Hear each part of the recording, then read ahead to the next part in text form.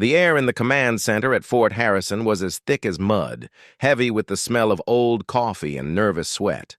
It was the kind of summer humidity that stuck to your skin and made every movement a chore. For Sergeant Evelyn Evie Reed, the heat was the least of her problems. She sat hunched over a screen, a quiet silhouette in a room full of loud men. Evie was a tactical mind, a genius with numbers and algorithms. But most people in this room saw only a young woman in uniform, Major Thorne, a man with a face like a worn-out leather boot and a voice to match, stood at the front, a laser pointer dancing across a massive map. "Gentlemen," he boomed, the word a direct and pointed exclusion. "The objective is clear. We're preparing for Operation Thunderstrike, a new, faster way to hit the enemy where they least expect it." Evie's fingers stilled on her keyboard. Thunderstrike. That was the official name for the project. But the soldiers who knew the real details, the grunts who would put their lives on the line, had given it a different name: Instant Thunder. The name was her idea, a way to describe the sudden, deafening cascade of artillery shells hitting a single point at the exact same moment. It was a symphony of destruction, and she was the one who had written the music. The idea was simple in concept, but impossibly complex in execution. Traditional artillery barrages were fired in sequence. One cannon would fire, then another, then another.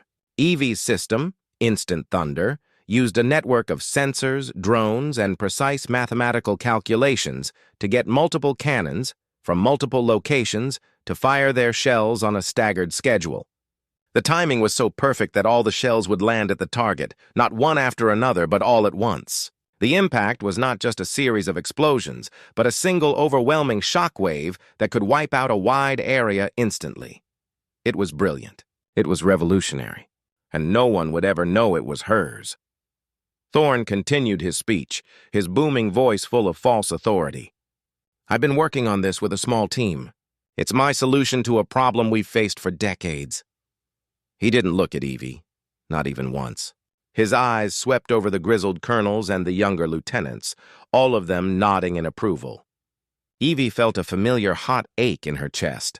It was the weight of being unseen, of having her mind's work taken and claimed by someone else. Her journey here hadn't been easy. Evie had grown up in a small town in rural Georgia, the daughter of a tough but loving mother who had taught her to fix things and to never, ever let anyone underestimate her. She'd joined the Army to pay for her engineering degree, but she'd found something more: a talent for strategy and a deep love for the methodical, intricate work of military logistics. She was so good that she was brought to this top-secret unit, a place where the Army's brightest minds were supposed to be solving its toughest problems. Instead, she found herself in a different kind of war. Major Thorne, an old-school artillery officer who had seen his share of action but had no head for new technology, saw her as an annoyance.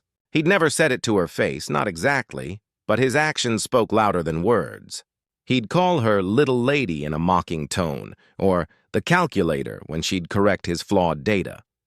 The worst was when he'd talk about her to other men, loud enough for her to hear. "She's good with the numbers." "I'll give her that," he'd say, a smirk on his face. "But you still need a man to tell you which way is up." The insults were a constant, low-level buzz in the background of her work. They hurt, but she had learned to build a wall around them, to let them bounce off without cracking her focus. She had a job to do, a project to complete. The feeling she got when she solved a new, impossible problem was worth more than his approval. She knew her worth even if he didn't. After the briefing, the room emptied out, leaving only Evie and Major Thorne. He turned to her, the smirk returning. "Good work, Reed. Your numbers were on point. I'll be sure to tell the general that you handled the grunt work." "Sir," Evie said, her voice low and steady. She didn't raise it, didn't show the anger that was simmering just beneath the surface. "The system is more than just numbers. There's a risk factor. The shell types and payloads are not calibrated for a simultaneous impact. The system could fail and harm our own forces," Thorne scoffed.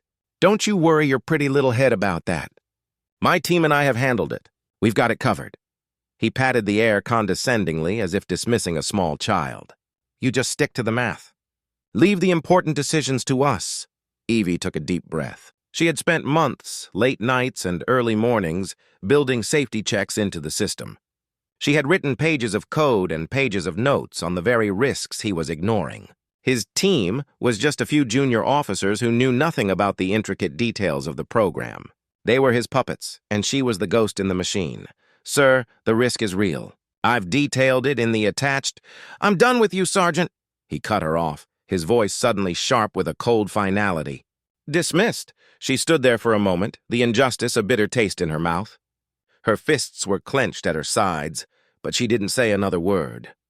She turned on her heel and walked out, leaving him alone in the empty command center.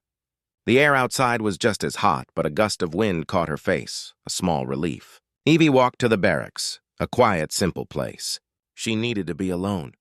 She needed to think. That evening, she sat on her bunk, her laptop open. She had a copy of every single document she'd ever created for the Instant Thunder project. Every line of code, every calculation, every warning she had ever given. She had saved them all to a private, encrypted folder on her personal drive, a small act of self-preservation.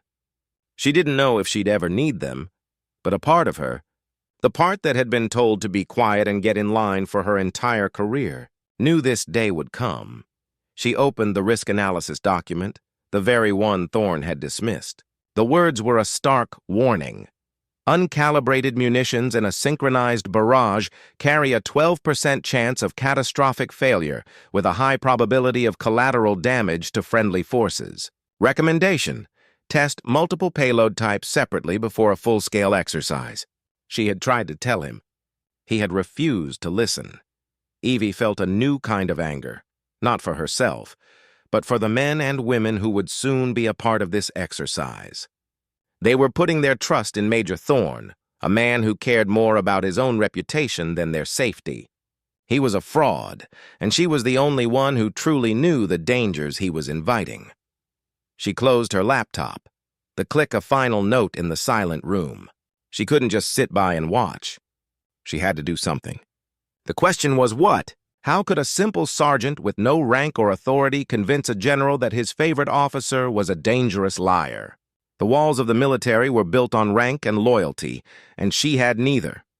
But she had something he didn't. She had the truth, and she had the code. The next morning, the base buzzed with energy. The full-scale training exercise was set to begin. The air was filled with the low rumble of armored vehicles and the shouts of officers. Evie watched from a distance as Major Thorne swaggered onto a viewing platform, a wide grin on his face. He was in his element, the big showman. She knew this was his moment of glory, the moment he would claim her work as his own, but she also knew this could be his downfall. And maybe, just maybe, it would be her chance to finally get justice. A chance to show them all that a woman who was good with the numbers could also be the one who saves the day. She turned and walked towards the comms tent, a plan forming in her mind, a quiet resolve hardening her heart. The field exercise was a symphony of organized chaos. On one side of the vast, dusty training grounds, the blue team, which included Evie's unit, was in defensive positions. On the other, the red team, acting as the German forces from the story's title, was mounting a fierce, coordinated advance. The noise of engines, the distant crackle of simulated gunfire, and the static of radio chatter filled the air. Major Thorne was on the observation platform, a headset pressed to his ear, his face a mask of supreme confidence. He was directing the Instant Thunder Barrage, the very thing Evie had designed. Evie was in the comms tent, a place where she was mostly forgotten. Her job was to monitor the data streams, to watch the system that she had poured her heart into. She saw the information from the spotters, the drones, and the targeting systems all flow into the central server, the heart of her program. She was a silent observer, a witness to a disaster waiting to happen. Thorne's orders came over the radio, loud and clear, full of commands that directly contradicted her own warnings. He was ordering the use of multiple shell types, even though she had recommended against it. A young private, fresh-faced and wide-eyed, sat next to her, watching the screen with a look of awe. "This is incredible, Sergeant Reed," he whispered. "Major Thorne says this new system is going to change everything." Evie simply nodded, her eyes locked on the screen. "It will, Private," she said, her voice a low murmur. "One way or another." The first phase of the barrage was to be a test of the targeting. Thorne ordered a soft barrage on a mock enemy outpost, a small group of buildings at the far end of the field. The orders went out, and the numbers on Evie's screen began to spin. She watched as the cannons at different locations began to fire, their trajectories and timing calculated by her algorithm, now running under Thorne's command. The first few shells hit their marks with perfect synchronization. A series of explosions went off, not one after the other, but at the exact same moment. The ground shook. It was beautiful, a perfect thunderous display of power. On the observation platform, Thorne was beaming.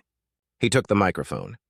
"This is just a taste, gentlemen," he said, his voice crackling with pride. "This is the future of warfare." Evie watched the data, her heart in her throat. The program was working. Her program was working. But the real test was yet to come. The Germans were advancing, and Thorne was preparing for the main event, the full, unrestricted barrage on their main armored column. This was where the danger lay, the part where her warnings about mixing shell types and payloads came into play. The second set of orders went out. "Full payload, all cannons on the advancing red team column." "Instant thunder, go!" Thorne shouted, his voice a triumphant roar. Evie felt a cold dread settle in her stomach. On her screen, she saw the mix of shells being loaded. High explosive, smoke, even a few practice shells. The algorithms she had designed were running, but they were now trying to make sense of a chaotic mix of variables. She had built in a warning system, a small pop-up that would appear on the screen if the payload mix was dangerous. Sure enough, a red icon blinked on her screen. "Warning, payload variance exceeds safe operating parameters." She looked up at the private next to her. "Private, what do you see?" He looked at his screen, which was running Thorne's simplified version of the program. Nothing, Sergeant. Looks like the cannons are firing." Thorne had removed her warning system. He hadn't just ignored her advice. He had actively made it impossible to see the danger. Evie felt a fresh wave of rage. This wasn't just about his ego anymore. This was about the safety of his own men. The cannons fired. The ground rumbled even harder this time. On the observation platform, the generals and colonels were cheering. They saw only the power and the flash. They didn't see the tiny errors that Evie's program was now trying to correct. The shells were in the air. Time seemed to slow down. Evie's eyes darted across her screen, watching the trajectory of each shell. Then, it happened, a tiny fraction of a second off. One of the smoke shells, a lighter, faster projectile, arrived at the target a microsecond earlier than the others. It was an insignificant difference for a single shell, but in a time-on-target barrage, it was a catastrophe. The impact of the smoke shell was just enough to disrupt the airflow, the wind patterns, and the trajectory of the high-explosive shells coming right behind it. Evie's screen flashed with a new, horrifying message: "Collision imminent." "Friendly fire, no!" Evie whispered. Her heart pounded in her chest. She had warned them. She had tried to tell them. On the radio, Thorne was already celebrating. "It's a direct hit! The column is wiped out! Flawless victory!" But on the ground, things were very different. Instead of a single thunderous explosion on the German position, there was a confusing series of smaller, uncoordinated blasts. And then, a sound that made Evie's blood run cold. It was the frantic, panicked shouting from a different channel, one that belonged to their own forces. "We're hit! We're hit by our own fire! It's a dud round!" "No, wait, it's a direct hit! Major Thorne, what the hell is going on?" The panic was immediate. Over the radio, the simulated fighting stopped. The exercise was over, but not because of a victory. It was over because of a disastrous failure. The friendly fire was not real, but the system had confirmed a hit. The flaw Evie had predicted had been realized in a horrifying way. The uncalibrated shells had collided in the air, creating a tiny, disastrous deviation that had sent them off course. A few had landed on their own troops. The comms tent, moments before a picture of calm, was now a whirlwind of activity. People were shouting, checking data, trying to figure out what went wrong. Major Thorne, on his platform, was screaming into his headset, his face red with a mix of fury and disbelief. He had no idea what had happened.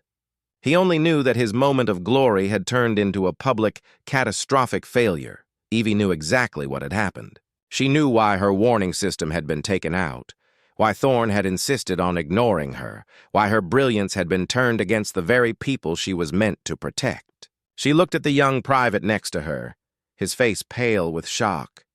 "He ignored the warnings," she said, her voice calm and steady, but with an iron will behind it. He thought he knew better. This wasn't just about her, or her career, or her justice. This was about the truth.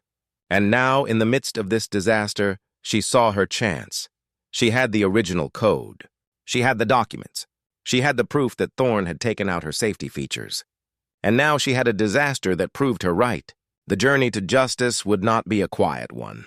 It would be a fight. And for the first time, Evie was ready to fight. She stood up, her eyes locked on the frantic scene outside. This wasn't the end of the show. It was just the beginning. The aftermath of the failed barrage was a mix of quiet panic and pointed accusations. The training exercise was immediately shut down. The generals and colonels who had been so full of praise for Major Thorne were now huddled together, their faces grim. Thorne himself was being questioned by a senior officer, his body language a mix of defiance and fear. He was trying to blame a flaw in the system, a software glitch, anything but his own command. Evie watched from the comms tent, the data on her screen a stark and damning record of the failure. The private next to her had finally found the original unedited data on his own computer. He saw the same thing she did. He saw the warnings that had been hidden. His face was a mix of shock and betrayal. "Sergeant Reed," he stammered. He lied. "He removed the safety features." Evie nodded slowly. "Yes, Private." He did.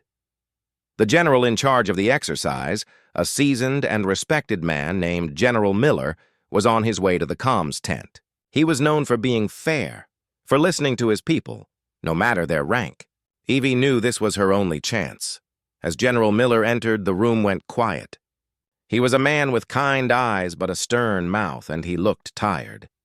He walked straight to Major Thorne, who was standing stiffly next to the senior officer. "Major," the general said, his voice quiet but with an edge of steel. "I want to know what happened out there. Our reports indicate a catastrophic failure of the system and a friendly fire incident. This operation was supposed to be flawless." Thorne's face was pale, but he found his bravado. "General, with all due respect, the system is flawed. My team and I tested it extensively, but it seems there's a glitch in the core programming. It can't handle the payload variants. It's an untested product, sir." Evie felt a surge of rage. He was blaming her work. He was blaming the very thing he had stolen. She felt her body tense, but she kept her voice calm. This was not the time for emotion. This was the time for facts. "With all due respect, sir," she said, her voice clear and steady. The room went silent. Every eye was on her. Major Thorne spun around, a look of pure fury on his face. He mouthed a silent "shut up" at her. General Miller's gaze moved to her. He raised an eyebrow. "And who are you, Sergeant?" "Sergeant Evelyn Reed, sir. I'm the primary systems analyst on this project. I designed the core algorithms for the Instant Thunder program." The general's eyes narrowed. "I was told Major Thorne led the team." "He did, sir," Evie said, choosing her words carefully. "He was in command. But the system itself, the calculations, the algorithms for time on target. That was my work," Thorne cut in, his voice desperate. "General, this is a distraction." "She's just a junior tech. She wouldn't understand the full scope of the project. Is that so, Major?" General Miller said, his voice dangerously calm. He turned his full attention to Evie. "Sergeant, speak.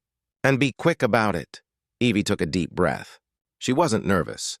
She was beyond that. She felt a powerful sense of purpose. "Sir, I designed the system to be a precision tool. I built in numerous safety protocols and warnings. I warned Major Thorne repeatedly in writing and in person that the system was not calibrated for payload variants. I recommended extensive tests before a full-scale exercise." She paused, her eyes locking onto Thorne's. He looked away. "I was told to stick to the math and leave the important decisions to him." General Miller looked from Evie to Thorne, then back to Evie. "And what happened to those warnings, Sergeant?" "I can't say for sure, sir," Evie said. a small, subtle dig that was more powerful than an accusation. But the version of the program that was used today did not have them. Major Thorne can tell you more about that. The accusation hung in the air, a silent bomb. Thorne's face was now beet red. "She's lying, sir. She's trying to discredit me. I have an entire team that will back me up." But the young private next to Evie, the one who had seen the data, spoke up, his voice trembling but firm. "Sir, I was monitoring the systems. I saw the warnings." The major ordered them hidden from his main interface. The room went completely silent. General Miller looked at Thorne with a cold, hard stare. The look was more damning than any accusation. Thorne's carefully constructed world of lies was falling apart. "Major," the general said, his voice flat, "do you have an explanation for this?" Thorne's bluster was gone. He was just a man caught in a lie. He opened his mouth, but no words came out. Evie felt a quiet, powerful sense of vindication. It wasn't about revenge. It was about the truth. For so long, her work had been hidden, her voice silenced, her talent ignored. But now, in the midst of this failure, her truth was finally being seen. She didn't feel triumph. She felt a deep, profound sadness for the way things were, for the way a man's ego could risk so much. But she also felt a sense of rightness. This was the moment she had been working towards, not for fame, but for justice. General Miller turned back to Evie. His eyes held a new light, a light of respect and curiosity. "Sergeant Reed," he said, "tell me everything. What went wrong and how do we fix it?" And so Evie began to speak. She didn't just point out what was wrong. She explained the entire system from the ground up, the complex variables, the risks, and the way to correct them. She spoke with a quiet confidence that came from a deep knowledge of her craft. The generals listened, their faces rapt, finally seeing the true genius that had been hidden for so long. Her journey was far from over. There would be more challenges, more people to convince. But for the first time in a very long time, Evie felt like she was finally standing on solid ground, her own 2 feet, and no one could take that away from her. The quiet victory in the comms tent was just the beginning. The aftermath of the disaster unfolded over the next several days in a whirlwind of debriefings and inquiries. Major Thorne was quietly removed from command of the Instant Thunder project. There was no public ceremony, no shouted accusations. It was a silent, internal judgment, a quiet reassigning that was more damning than any court-martial. He was transferred to a desk job in a far-off, less important office, his career effectively over. Evie, on the other hand, was suddenly visible. The General Miller had seen her, truly seen her, for the first time. He hadn't just listened to her. He had understood her. He had seen her raw talent and her quiet dedication. She was no longer the calculator or the little lady. She was Sergeant Reed, the woman who had designed a groundbreaking system and, more importantly, the woman who had the courage to speak the truth when no one else would. General Miller gave her a new assignment: lead the project team to fix the Instant Thunder system. It was an unofficial promotion, a quiet acknowledgement of her true rank in the project. She was no longer just the ghost in the machine. She was the captain of the ship. The new team was small, made up of a few quiet, dedicated men and women who had watched the whole thing unfold. The young private who had spoken up, Private Sanchez, was now her right-hand man, a loyal and efficient assistant. Together, they went through every line of code, every calculation, every single data point that Evie had created. They rebuilt the system from the ground up, this time with all of her safety protocols and warnings firmly in place. The work was hard, demanding, and went on for weeks. Evie spent her days and nights in the comms tent, fueled by stale coffee and a sense of fierce purpose. She was no longer working to prove herself to a man who would never see her. She was working for herself, and for the soldiers who would one day depend on her work. She was working for the truth. One evening, as the sun was setting and the base was growing quiet, General Miller came to the comms tent. He wasn't in his formal uniform. He wore a simple field jacket, and he had a weary look on his face. He sat down across from her, not in a position of command, but as a man who was looking for answers. "Sergeant," he said, his voice a low rumble, "I've been thinking about what happened. Thorne was a good officer, a good man in his day, but he couldn't see past his own way of doing things. He couldn't see past himself. And he couldn't see past your uniform. He saw rank and he saw gender, not talent. I apologize for that. Evie looked at him, surprised. A general, a man of his standing, was apologizing to her, a sergeant. It was a moment of quiet, powerful redemption. "Sir," she said, "you don't have to apologize. You saw the truth when it mattered. That's what counts." He nodded, a hint of a smile on his face. "Yes, well, it seems I've had my eyes opened to a new way of doing things, and to a new kind of leader." He gestured to the screen, where the complex algorithms of the Instant Thunder program were now running flawlessly in a simulation. "This system is even better than you described. It's safe now, isn't it?" "Yes, sir," she said, her voice full of quiet pride. "It is." "Good," he said, and he stood up. "The next full-scale exercise is in 2 weeks. This time you'll be running the show, and you'll brief the entire command staff on your work. No more shadows, no more hidden genius. You'll be standing right in the sun, Sergeant Reed." He walked away, leaving Evie in the quiet tent, her heart swelling with a mix of relief and a new, quiet determination. She had faced the injustice, and she had overcome it. She hadn't sought revenge, but she had earned something far more valuable: respect. She had earned her place. The next 2 weeks were a blur of final preparations.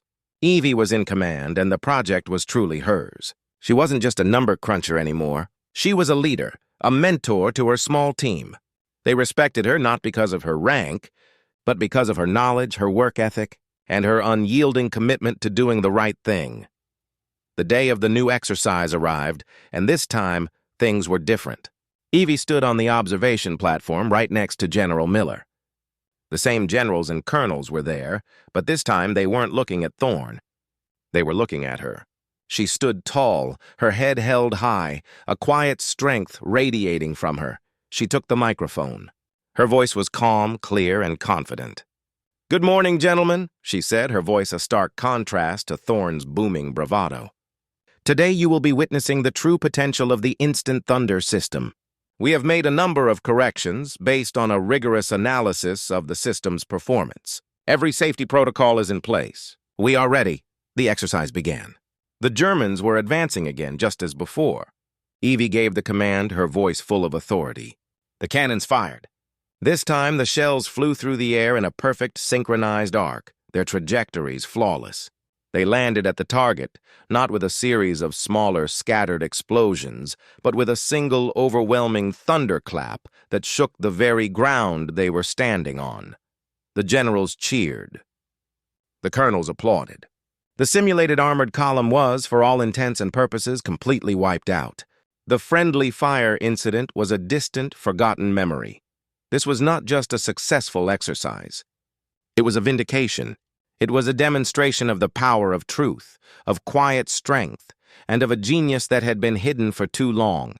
Evie looked out over the field, a small, proud smile on her face. She had done it. Her redemption was complete.